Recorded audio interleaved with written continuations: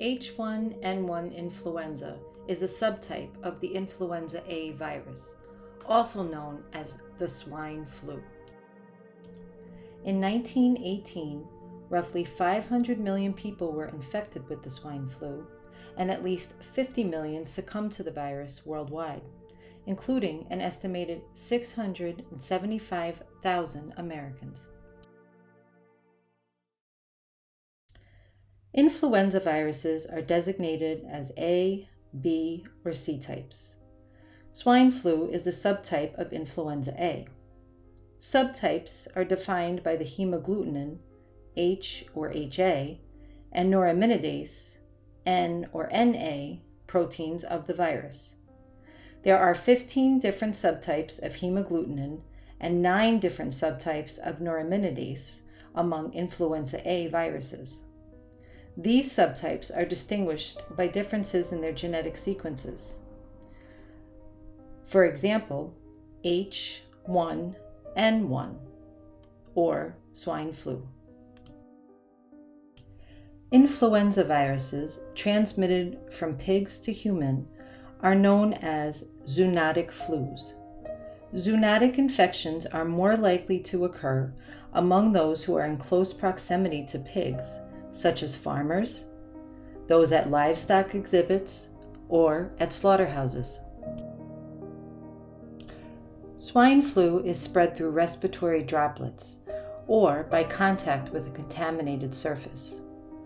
Once infected, a person may experience headache, lethargy, runny nose, cough, sore throat, nausea, vomiting, or diarrhea. Important to note, H1N1 viruses do not spread by food.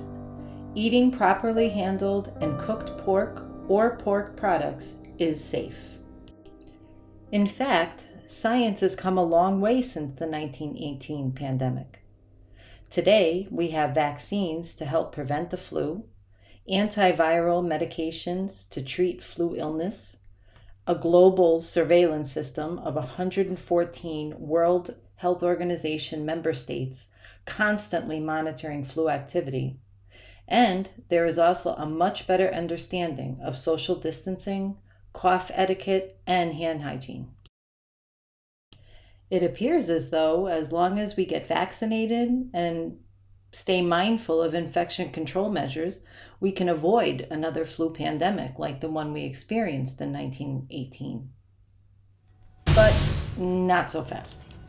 Influenza viruses carry genes on 8 segments of RNA, rather than on one long single molecule. This is important because if 2 or more viruses infect the same cells in the same individual, the viruses can exchange RNA segments with one another and create viruses with new gene combinations. So bird flus prefer receptors on bird cells, and human flus prefer human respiratory cells. But pigs have both bird and human type receptors and can be infected with bird, human, and swine flus.